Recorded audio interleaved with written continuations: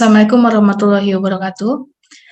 Baiklah, di sini saya akan menjelaskan mengenai kegiatan pengajaran saya yang merupakan salah satu dari dharma saya sebagai dosen. Yang pertama, saya akan memperkenalkan diri saya terlebih dahulu. Nama saya Nafi Binarti. Jabatan saya adalah sebagai dosen di program studi ilmu pemerintahan Universitas Maritim Raja Ali Haji. Bidang ilmu yang saya tekuni adalah ilmu pemerintahan dengan pendidikan S1 saya yaitu dari Pendidikan Pancasila dan Kewarganegaraan Universitas Riau, dan kemudian S2 saya yaitu dari program studi Politik dan Pemerintahan Universitas Gadjah Mada. Mata kuliah yang saya ajarkan ini adalah kebijakan sektor publik. Dan kemudian untuk menunjang perkuliahan yang saya laksanakan, saya mengikuti beberapa pelatihan, yaitu pelatihan blended learning, kemudian pelatihan pekerti, dan pelatihan AA. Nah, selanjutnya dalam menjelaskan proses pengajaran saya kali ini, saya akan menggunakan konsep DIA, yaitu Delivery, Interaction, and Assessment. Yang pertama adalah delivery. Dalam delivery ini, yang pertama adalah deskripsi mata kuliah. Mata kuliah ini adalah mata kuliah yang mengkaji tentang makna, perkembangan, pendekatan, dan proses kebijakan yang meliputi perencanaan, formulasi, implementasi, monitoring, dan evaluasi. Mata kuliah ini juga mengkaji faktor-faktor penyebab kegagalan kebijakan melalui studi kasus kebijakan sektor publik. Selanjutnya, untuk sampai pada tujuan yang telah ditetapkan, dan kemudian ada RPS yang dirangkum. RPS yang saya rangkum di sini adalah yang terdiri dari beberapa komponen, diantaranya yaitu ada CPMK. CPMK yang dirangkum dalam mata kuliah ini ada 5, yaitu yang pertama mahasiswa mampu menjelaskan makna, perkembangan, dan pendekatan dalam studi kebijakan sektor publik. Kemudian mahasiswa mampu mengidentifikasi dan menjelaskan proses perencanaan kebijakan sektor publik. Kemudian mahasiswa mampu menjelaskan dan menganalisis formulasi, implementasi, monitor, dan evaluasi kebijakan sektor publik. Kemudian yang keempat yaitu mahasiswa mampu menjelaskan dan menganalisis masalah-masalah kebijakan wilayah kepulauan. Dan yang kelima yaitu mahasiswa mampu mengevaluasi faktor penyebab kegagalan kebijakan dalam studi kasus kebijakan. Dari kelima CPMK itu kemudian dibagi atas beberapa pertemuan, dan kali ini yang saya akan ajarkan yaitu pada pertemuan ke-9 yang berbicara mengenai implementasi kebijakan.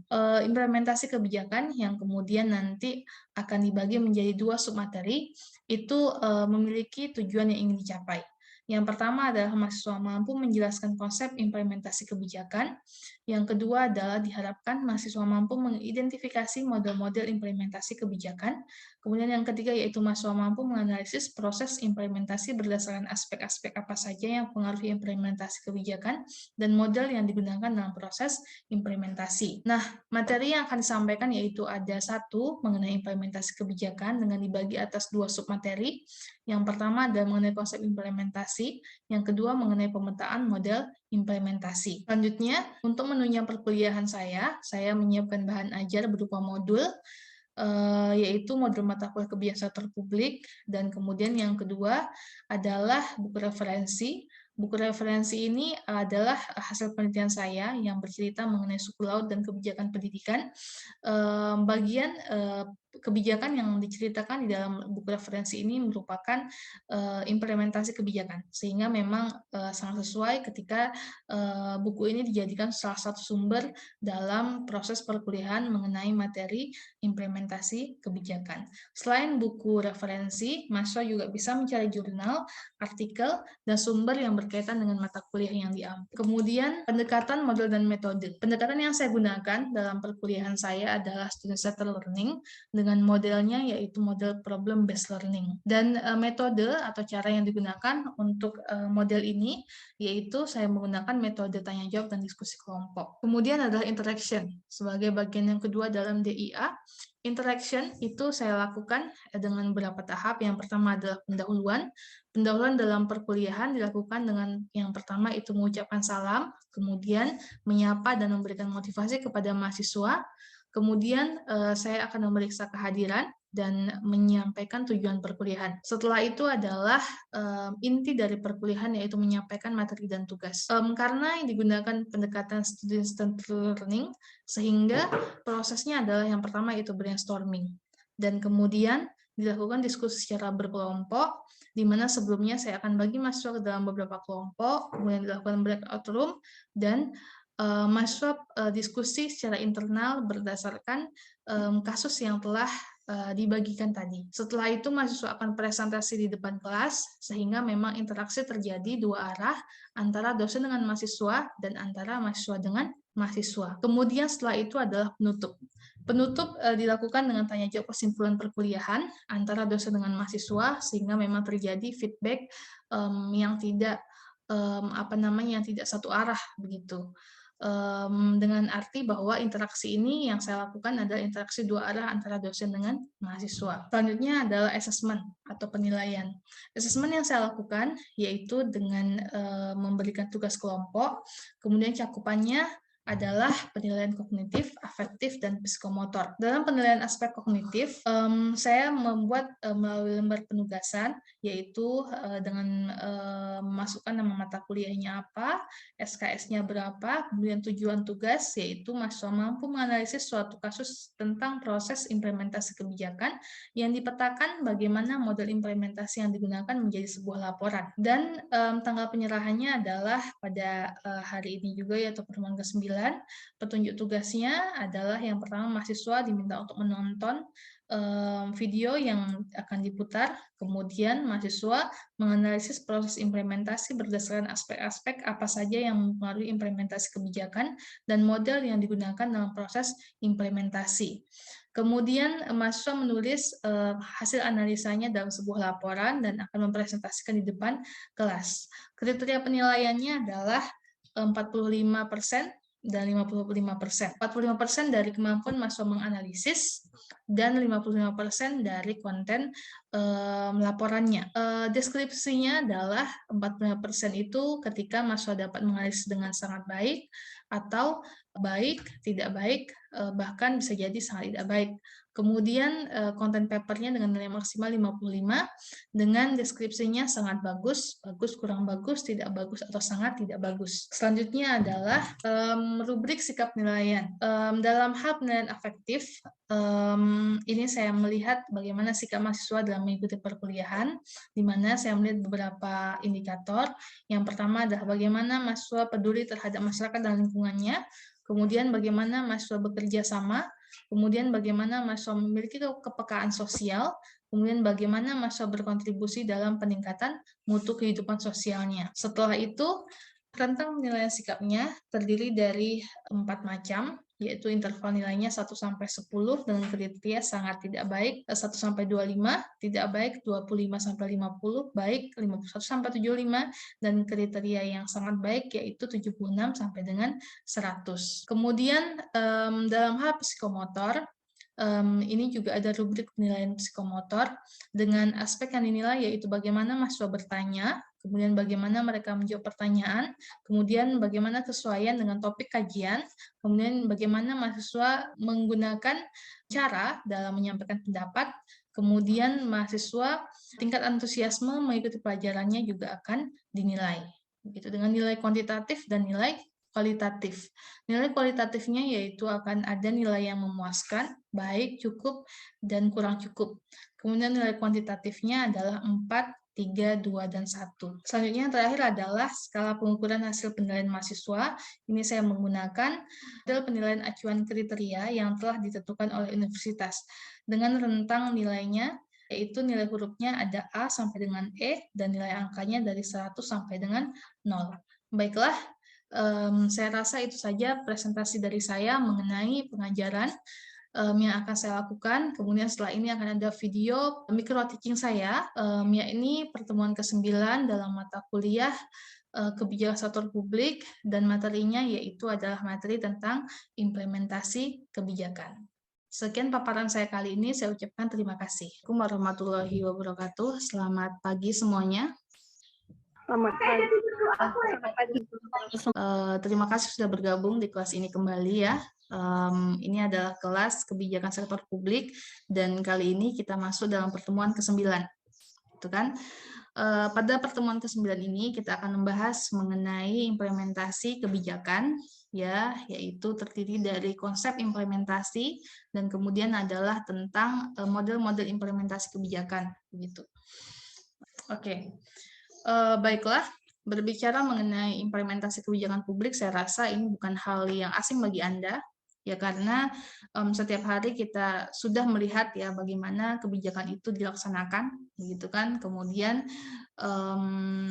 di media massa, ya bahkan di lingkungan sehari-hari pun kita sering melihat kebijakan, ya baik kebijakan yang diimplementasikan oleh pemerintah pusat maupun pemerintah daerah, gitu kan? Dan kemudian selanjutnya adalah, nah ini, sebelum kita mulai perkuliahan pada pagi hari ini ya, ada baiknya dulu saya ingin memberikan motivasi kepada Anda bahwa memang belajar itu melelahkan, ya, tapi ingin disampaikan adalah pilih lelah atau pilih lilah, gitu ya. Imam Syafi'i mengatakan bahwa jika kamu tidak tahan dengan lelahnya belajar, maka harus tahan dengan perihnya kebodohan. Dan itu memang benar. Sedikit motivasi dari saya pada pagi hari ini. Oke, baiklah, kita lanjutkan. Itu yang pertama. Nah, kemudian saya akan absen Anda ya untuk hari ini. Oke, yang pertama, Darlina Siregar ada? Hadir, Bu. Baiklah, kita mulai untuk masuk ke dalam materi pembelajaran. Nah, ini tadi sudah saya sampaikan juga bahwa materi kita hari ini adalah tentang konsep implementasi kebijakan dan model implementasi kebijakan. Ada dua hal yang ingin kita pelajari, dan kemudian apa tujuan pembelajarannya. Hari ini saya ingin Anda untuk mampu menjelaskan konsep implementasi kebijakan. Kemudian Anda nanti mampu mengidentifikasikan model-model implementasi kebijakan, kemudian Anda mampu menganalisis proses implementasi berdasarkan aspek-aspek apa saja yang mempengaruhi implementasi kebijakan dan model yang digunakan dalam proses implementasi. Gitu ya. Nah, kemudian metodenya, ya.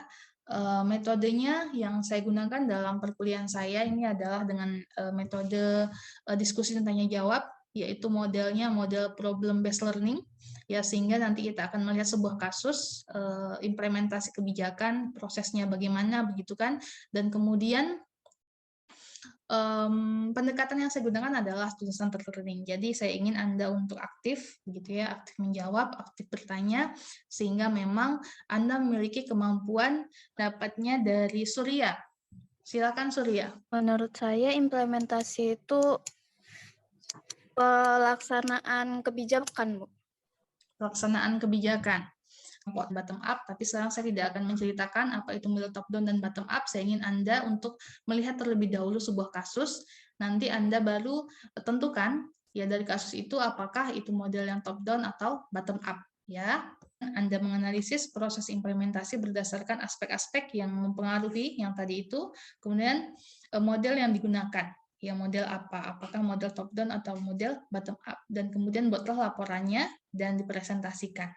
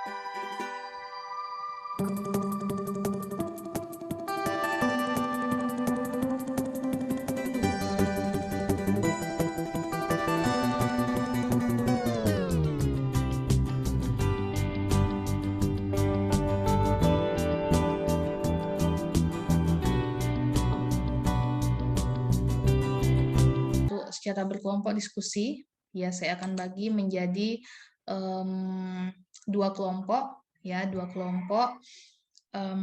breakout room. Nanti Anda diskusi selama lebih kurang 10 menit, gitu ya. Silakan. Baiklah, tadi kelompok 1 ada Dewi Ayu Saputri, Sulaiman dan kawan-kawan. Kemudian kelompok 2 ada Darlina Siriker dan kawan-kawan. Ya, nah kemudian sebagai informasi bahwa di sini nanti laporannya akan saya nilai yaitu adalah tentang bagaimana konten laporannya ya dan bagaimana analisis Anda. Analisis itu nanti saya akan nilai 45% dan konten laporannya adalah 55%. Oke. Penilaiannya juga ada penilaian afektif dan psikomotor tentang sikap Anda dalam berdiskusi dengan teman-teman, ya, kemudian bagaimana Anda mengembangkan diri, dan selanjutnya adalah psikomotor, yaitu bagaimana cara Anda bertanya, cara Anda menjawab, dan sebagainya. Gitu. Langsung saja saya persilakan kepada kelompok 1, yaitu kelompok Dewi Ayu. Silakan siapa yang ingin mempresentasikan untuk menyampaikan laporannya tadi. Silakan.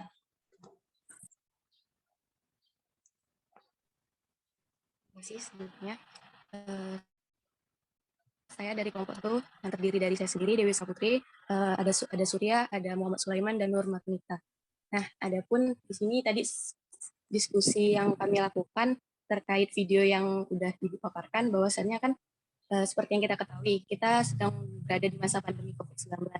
Nah, di mana virus yang dapat menyerang manusia, baik menyerang sistem pernapasan yang mudah tertularkan ibaratnya dari manusia satu ke manusia yang lainnya. Tentu itu membuat pemerintah mengeluarkan berbagai rangkaian kebijakan bahwasannya untuk menghindari terjadinya penularan COVID-19 atau virus tersebut. Nah, jadi salah satu dari video tersebut yang pertama itu tentang video pembelajaran daring atau dalam jaringan. Nah, di mana kebijakan tersebut dibuat oleh pemerintah itu sebagai langkah seperti yang tadi sudah saya jelaskan untuk mengurangi terjadinya penyebaran virus tersebut. Nah, adapun model implementasi kebijakan tersebut yang kami nilai ialah model top down, di mana lebih menekankan pada tanggung jawab. Nah, tadi ada 4 aspek implementasi kebijakan. Yang pertama tuh siapa saja yang terlibat, yang kedua hakikat dari proses administrasi kebijakan tersebut. Habis itu ada kepatuhan, dan yang keempat itu ada dampak dari pelaksanaan kebijakan tersebut.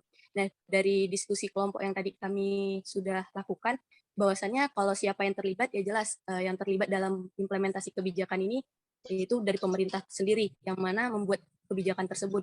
Lalu ada masyarakat. Nah, di sini masyarakat dan pihak institusi sekolah tentunya. Masyarakat di sini lebih pada seperti kami, misalnya mahasiswa, seperti anak-anak. Nah, seperti itu. Lalu di sini kami menilai pada dampak yang diberikan dari implementasi kebijakan ini, Bu.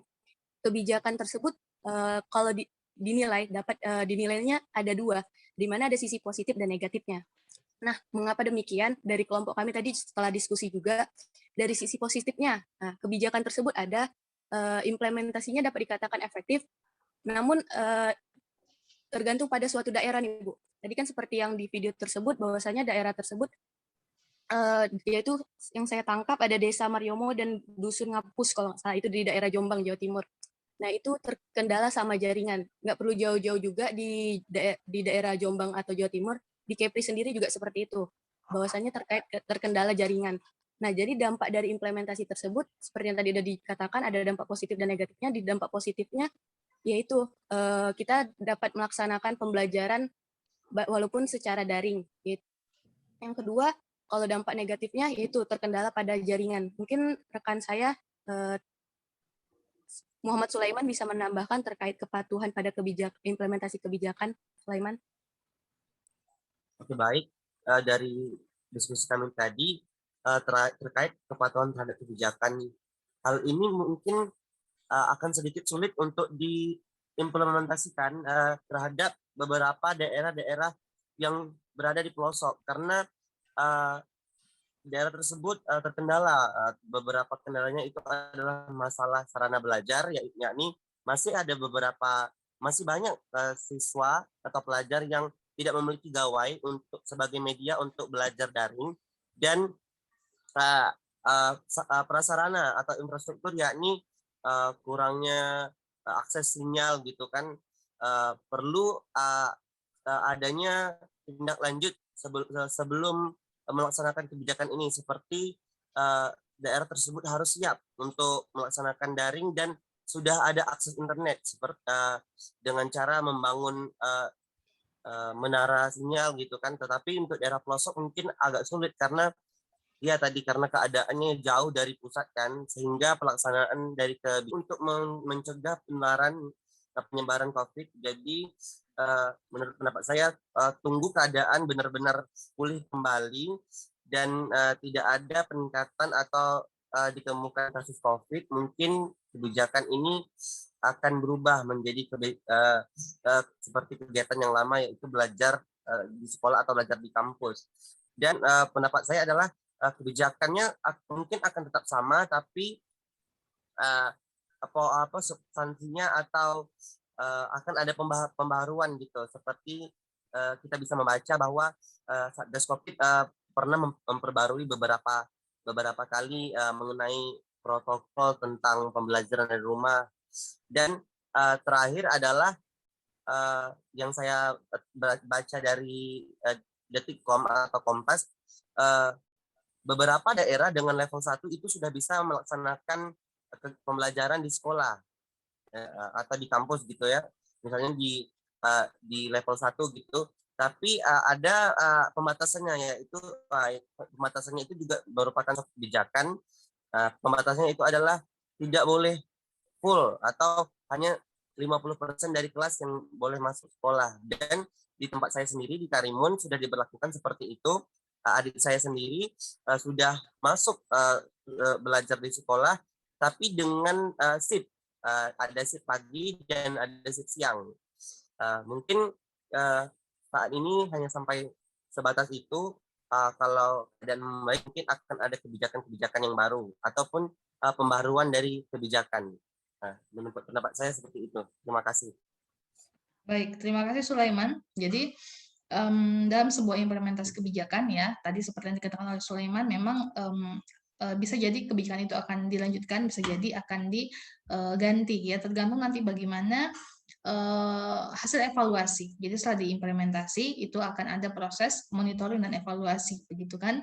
Nah kemudian dalam proses evaluasi itulah nanti akan dinilai ya. Misalnya kebijakan daring saat ini, apakah kebijakan daring ini justru membawa efek positifnya bahwa penghematan anggaran ya kan dalam penggunaan dan anggaran kelas ketika perkuliahan tatap muka langsung, atau bahkan dengan kuliah daring ini bisa lebih efisiensi ya dimanapun kita bisa melaksanakan perkuliahan gitu kan ya, ataupun nanti hasilnya adalah ternyata kuliah daring tidak memberikan dampak yang lebih baik daripada kuliah secara tatap muka begitu, maka butuh adanya evaluasi gitu ya.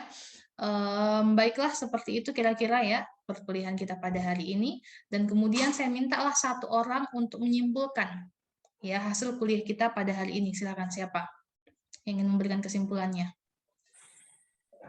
Saya, Bu. Nah, silakan Sulaiman. Jadi mengenai implementasi kebijakan hari ini yang telah kita pelajari hari ini adalah implementasi kebijakan itu sendiri adalah suatu kegiatan yang terlihat setelah ditetapkannya kebijakan yang sah, di mana implementasi kebijakan ini merupakan proses dari kebijakan publik yang memiliki yang telah ditetapkan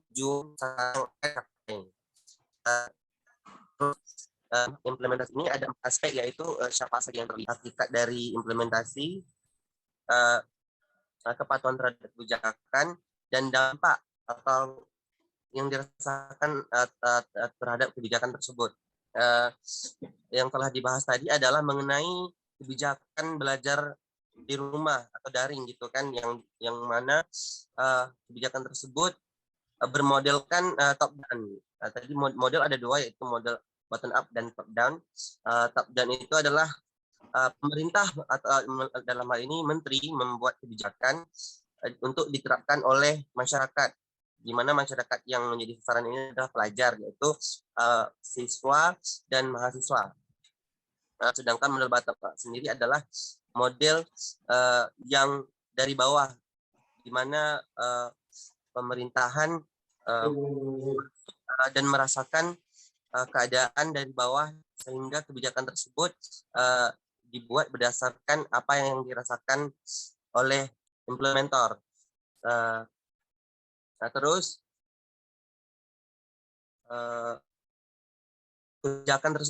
suatu kebijakan itu bisa tetap bisa tetap diteruskan atau bisa diganti apabila suatu kondisi memungkinkan, seperti kebijakan belajar dari rumah. Kebijakan dari rumah ini telah kita laksanakan hampir 2 tahun di rumah, dan apakah kebijakan ini bisa diganti, tidak bisa dipastikan suatu kebijakan itu bisa diganti.